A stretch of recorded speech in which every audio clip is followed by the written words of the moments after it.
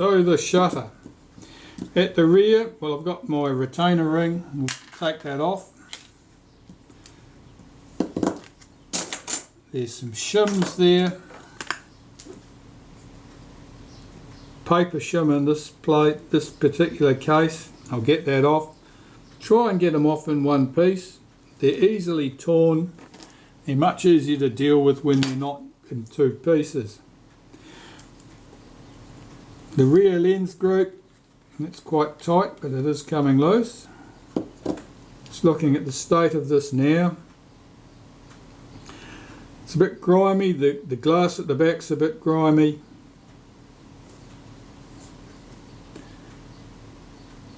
There's some visible haze there which may or may not clean away. The front group, that just unscrews with your fingers typically. Usually it's not a great fight. Now there's a cover ring or dress ring on the front here. It takes no part of spacing the lens and the shutter. It's just a dress ring, covers that piece there. Even though you can't see that piece there with the lens in place. I'm looking at the state of this front lens group. Bit of dirt on the outside.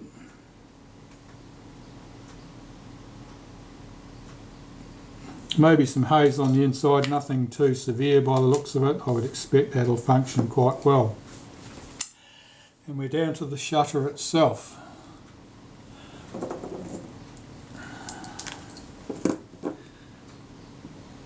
Now, Synchro-Compur shutter, it's not the same as design as the Synchro-Compur shutter on the 3C type cameras. This is very much the evolution of the Compur rapid shutters with an extra flash sync mechanism. You can see there's an awful lot of filth on here, very unusual. Let's take off that shutter speed cam setting ring.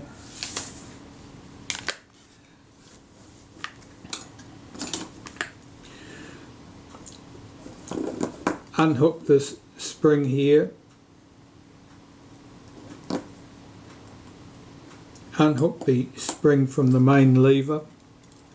This piece is called the main lever. If I was handing out names, I'd probably call it the internal cocking ring, but I wasn't. Take off the shutter release button.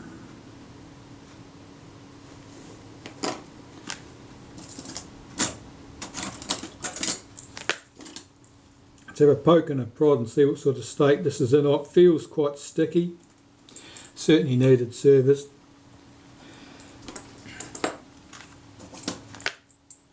This is our flash sync mechanism over here.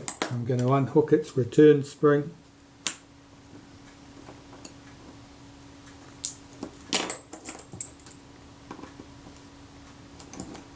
Remove this screw that acts as the pivot for the flash sync setting lever. Take that out. Take out the settings lever. At the other end, we've got this little lever here, that's our B lever. That holds the shutter open on B, on the B setting. This spring is slightly oddly shaped, which may be original, or it may mean that someone has altered it slightly. That's of no consequence as long as it functions well. As long as the alteration in shape has been a positive thing, not a negative thing. Remove that. There are two little brass standoffs. They can come out. This arm here is two pieces and it's coupled together with a little return spring. We'll lift that out as a unit. This is the pallets that run on the pallet wheel, that can lift off. Now I want to pull out my lever here. This is the flash contact operating lever. And There's the best screwdriver for that. It's this one, I think. It's held in with a single screw.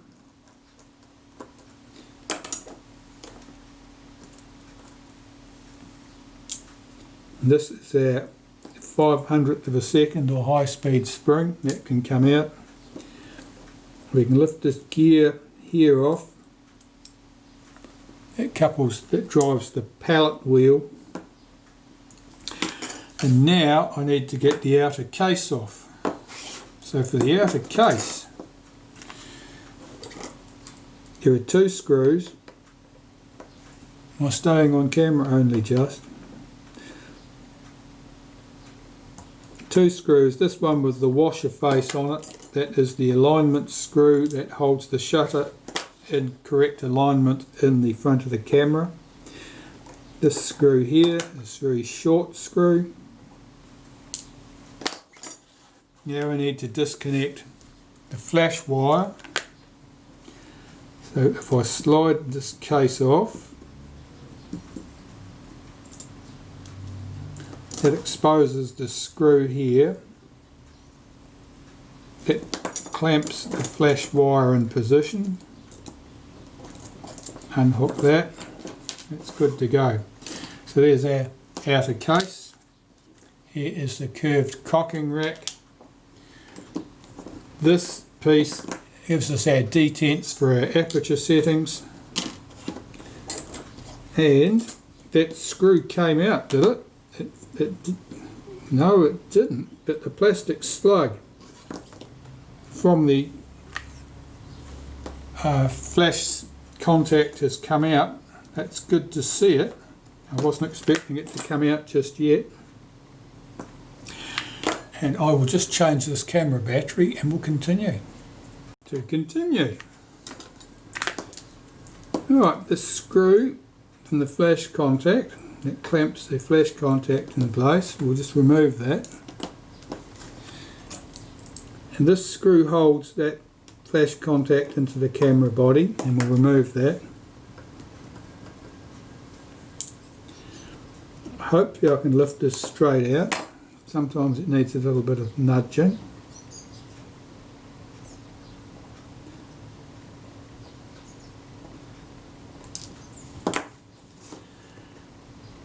Now this is always very fragile, it's often cracked, it's usually not a problem. There's a little plastic slug that slides in from the side here and acts as an insulator between the screw and the contact itself or the wire. That plastic slug fell out with the wire, which means it probably wasn't trapped in the place it was supposed to be. However, that doesn't matter for us, because at least we know we've got it and we can make sure it goes back in the right place. To split the shutter, 3 screws from the back hold the case and the mechanism plate together. The screws are identical in length, so you don't need to take great note of where they came from. If you're doing this job for the first time, you would be well advised to lay the parts out carefully with their screws and so forth in the appropriate places, so you know where everything comes from. Now my mechanism plate and case here are well stuck together and I don't know why. So I'm just going to pop one of those screws back in position, run it down a bit and then push on it to see if I can push the mechanism plate free of the case. Like this. That's it. It probably means that the two are glued together with oil for all practical purposes. There is our mechanism plate. Here is our shutter case. The shutter case contains the diaphragm. The mechanism plate here has the shutter blades on the back of it. And as you can see, they are very dirty and oily. Traditionally, I always start with the case. So I swing the setting lever around to expose the heads of the screws that couple the setting lever to the moving ring inside. one either side, and I'm supporting this on the block of wood so that I don't damage anything. The setting lever falls away. Tip it upside down. We can recover the two screws. I'll pop those things to one side. Here we have the shutter case. The retaining plate has 3 screws. One of them is a countersunk head screw, flat head screw for some of you. And those screws were all a little bit loose. Tip that lot out. Now we have our shutter case. This is the moving ring, the ring that coupled to the setting lever. Here we have a nice rosette of diaphragm blades. Now they normally come out like that, there's nothing wrong with that. That doesn't indicate that there's a problem, but they need cleaning anyway. And here's our retaining plate with its 3 screws. So I've got to start cleaning these components up. So you start with your foundation, and your foundation is here. Well, pretty much all the cleaning's done with naphtha, cigarette lighter fluid on a cotton bud or Q-tip. And starting with the case, to clean all surfaces of the case, front and back, inside and out. And what I'm wanting to do is remove any traces of oil or grease, any dust and dirt, anything that's going to cause me a problem.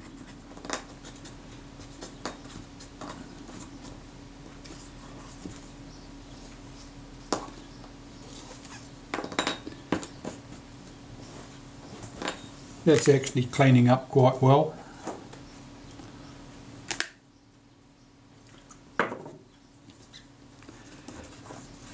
And here I can reuse some of the cotton buds that I had previously used for cleaning rangefinder and glass and so forth, because they are certainly fit to do a task like this.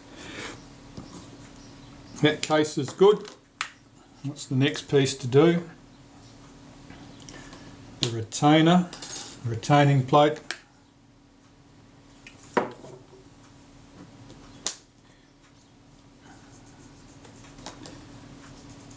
Now the diaphragm blades pivot in the holes on one side of this plate, and on the other side of the plate the shutter blades are running against this face.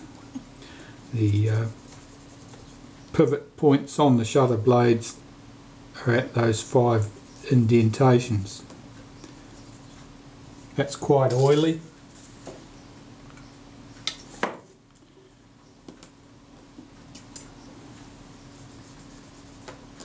I'm holding this by the very edges so as not to get dirty greasy fingerprints all over the surfaces. And you can tell where people have done that in the past, typically on shutters, because their fingerprints tend to etch into the surfaces. And that'll be from skin oils and salts and so forth, presumably. But this shows no such problems, which means that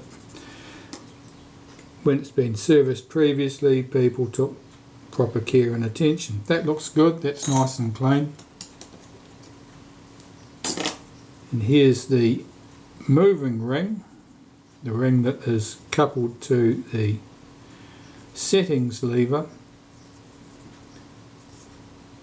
and the other pivot points of the diaphragm blades fall into these little slots. And this is quite oily again, like the retainer plate was.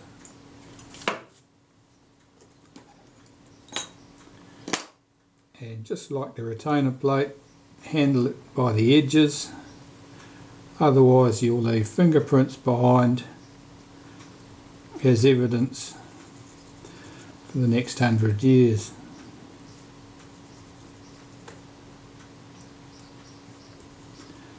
That's good.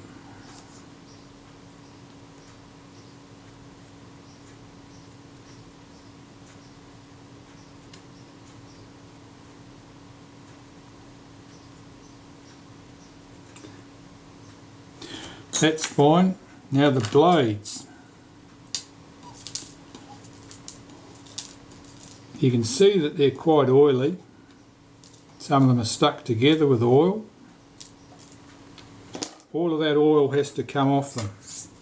Now typically I do not clean diaphragm blades. I do not polish them. Shutter blades, sometimes I might want to polish them with brasso to clean them if they've got any corrosion on them. Diaphragm blades I very rarely do that because they are very easily damaged, and it's just difficult to polish them with the rivets that they've got on them. These pivot points, they're very easy to catch those in a cotton bud or a cleaning cloth and cause problems. Well, I'm going to put this on this white piece of paper here, which will make the blades go very black in the image. I'm sorry about that. And I'll start cleaning these. So, I've got a favourite pair of tweezers for handling these. The diaphragm blades are not symmetrical. They have a rivet forming a pivot point at each end. The pivot is closer to the edge of the blade at one end and closer to the middle of the blade at the other. Now this blade is a little bit unusual. There's a little high spot here, effectively a tiny dent at this point, which is probably right from the time of manufacturing, and that probably means that someone, when they were lining this up in order to crimp this rivet in position, had their tool slightly misaligned. That won't cause me any problem. It's just an oddity of that particular blade. It certainly hasn't caused any functional damage. So I'm cleaning both faces, and you might see that the blade changes colour as I go. It probably starts off looking fairly black, and as the oil is lifted off it, it goes more a charcoal grey colour.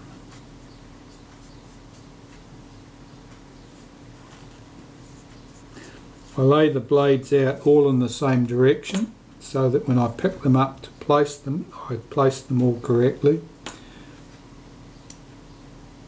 The pivot point that is closest to the centre of the blade is the pivot point that goes into the fixed plate, the retainer plate, and the pivot point that is closest to the edge of the blade, that goes into the moving plate, the one that's connected to the settings lever.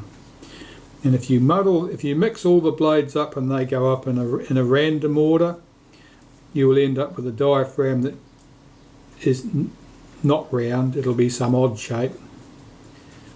If you get them all in the same order but incorrectly, so that you've got them round the wrong way, the whole lot, the diaphragm may work, but you may well find that the value of your aperture holes is not what you thought it should be. That the holes are either slightly larger or slightly smaller than they should be for the setting. And it's also possible that they won't move smoothly.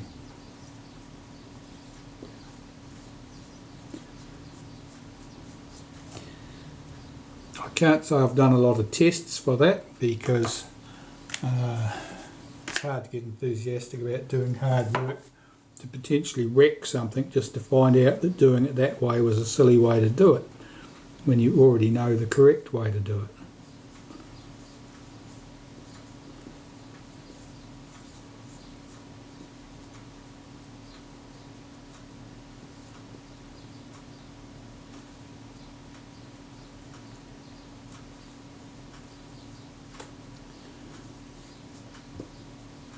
So we've got 10 blades,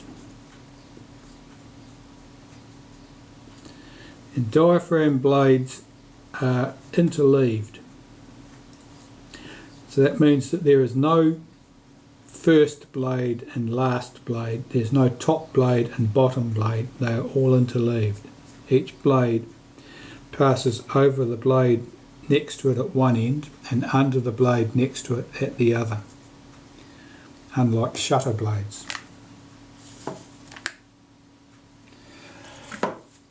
This makes diaphragm blades trickier to put in place because it's not a simple business of just going around in order and stacking them on top of each other.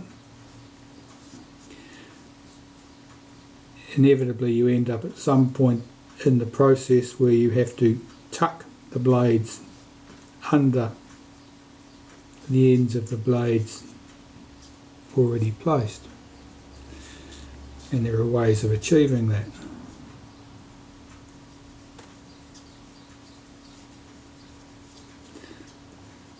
You probably can't see in the image on the camera, but there's a lot of dirty marks coming off on my tissue there that I'm working on, this paper towel, and that's just oil and dirt that's come off these blades. It's pretty faint. I can see it easily from here, but I'm much closer than you, and I have my glasses on so I can see things.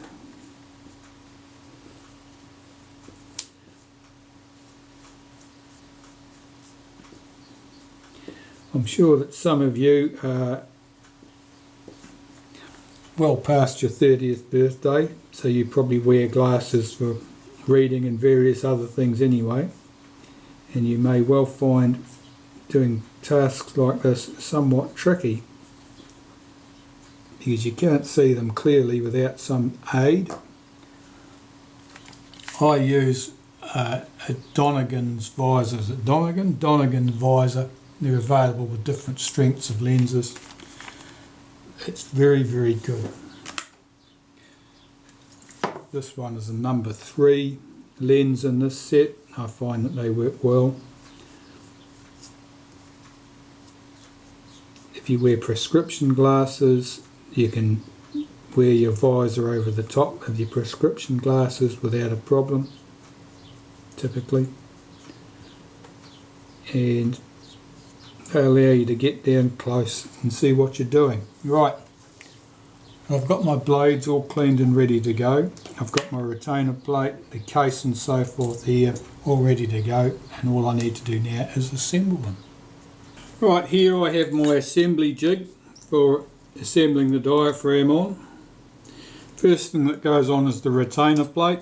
That goes on plain side up. The side that's got the 5 little dimples in it goes down. And now I can start stacking my blades on. Now the end of the blade with the pivot closest to the centre of the blade is the one that goes down here and drops into the hole in that plate.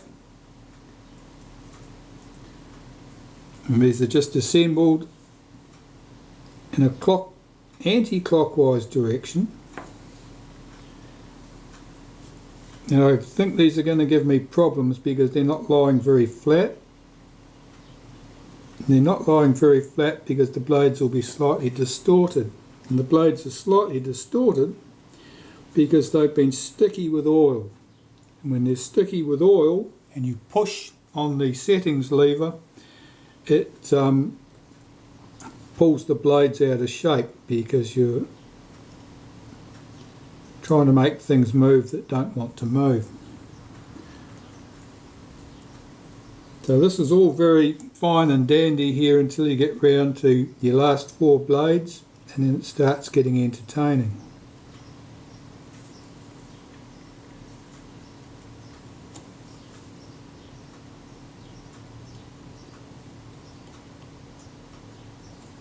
Alright, now we have to swing this blade back out of the way to expose the position for the next blade to sit.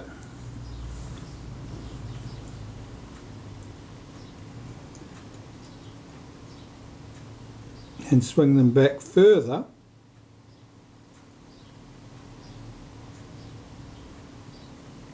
to expose the position for the next blade to sit.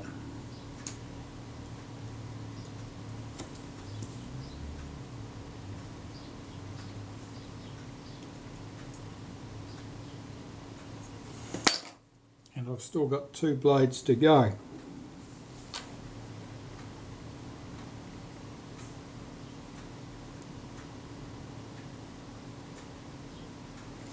You have to do this carefully, because if you jiggle anything you'll end up pulling a blade out of position, and then you've got to start the process all over again. It's even a bit fraught manoeuvring stuff with the tip of your toothpick, because the fibres on the toothpick might pick up the edge of the blade and shift it. This is the last blade, and by coincidence that's the blade. Now those blades are sitting anything but flat. It suggests that something has popped out of its hole. Yeah,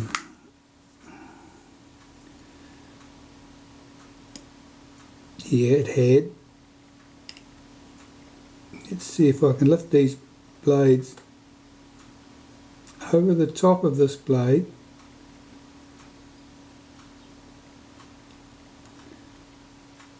and swing it into position.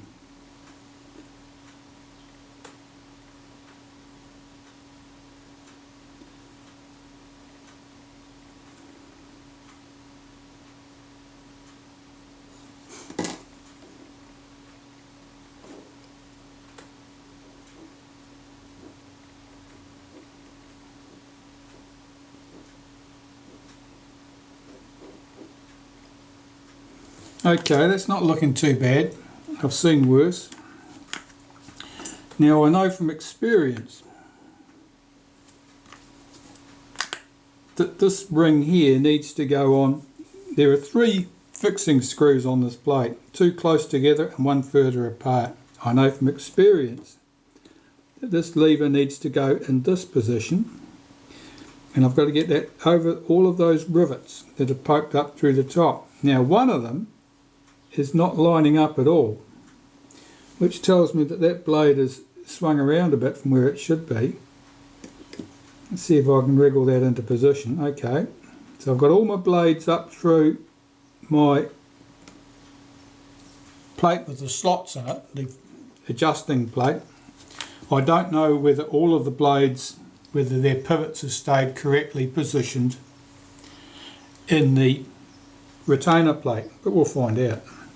Now the case only goes on in one position. There are 3 case screw holes, 1, 2 and 3 tapped holes, and that lowers into position, and I can line up those holes, hopefully.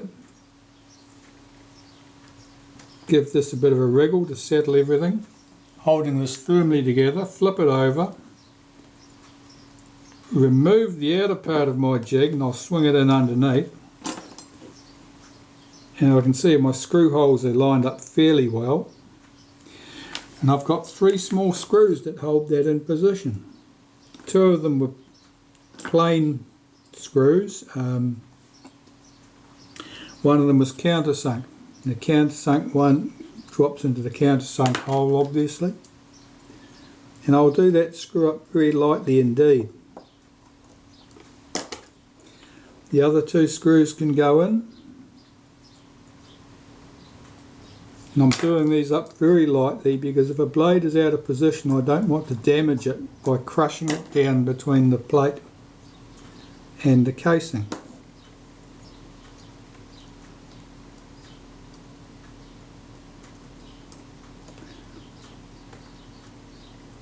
Third of the screws,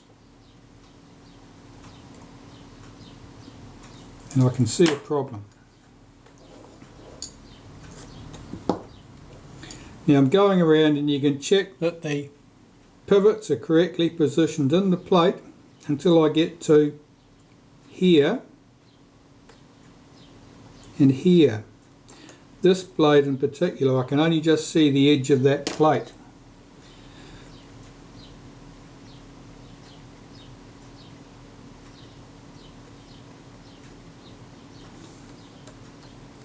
So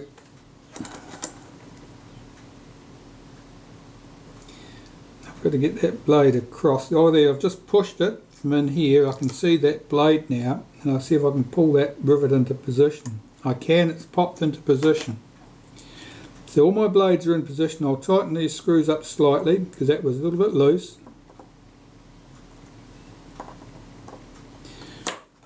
Now I want to see if the blades swing in and out correctly. And they do, which means none of the blades had popped out from the slotted plate. That's good. So that's good. So that diaphragm is all correctly assembled now, and of course it's free from oil and contaminants. So I can tighten up those 3 screws. They're very small.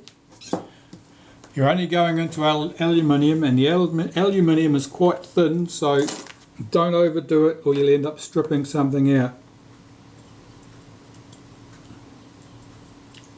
Just feeling the action of this mechanism. It's not as free as some of them, but that's not going to cause a problem. It's smooth enough and there's no distortion happening on the blades. What happens is when these blades are stuck together, you start pushing on this lever and you're trying to make things move that don't want to go. They complain. Right, the settings lever. That can go on next. So I'll clean that because I haven't cleaned the settings lever. Because it didn't look obviously dirty. So I'll clean the settings lever. And yes, it's certainly got old oil and grease and rubbish on there. It just wasn't exceptionally obvious.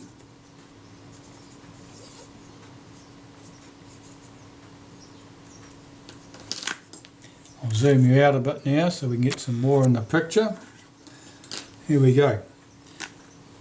So that settings lever, wipe around the inside with a bit of molybdenum, a wipe on the surface here, and if it looks like I've put almost nothing on there, it's because I've put almost nothing on there. Swing my setting ring round to line up the holes with the cover plate here. I know my lever goes down to the bottom of the shutter. These openings go to the top of the shutter. So supporting that from underneath, I should be able to get a screw in there.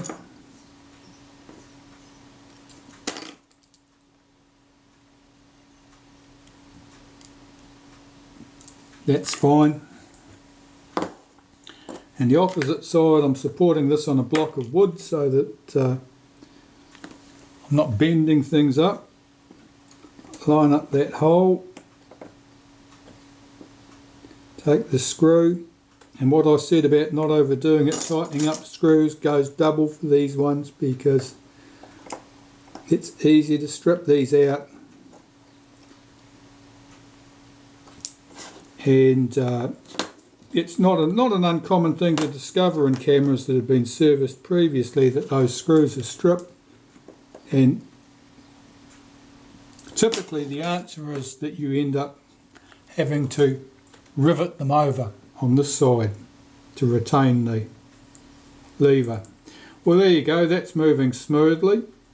It's not as free as some by any means, but it doesn't need to be any freer than that. That's working just nice and smooth. If the settings are too loose, it means that the settings are too easily knocked by accident. This has a detent, of course, so that's much less of a problem, but that was certainly a case with earlier shutters. Right, so let's look at the mechanism plate, and for this we'll zoom back in a bit. That'll do.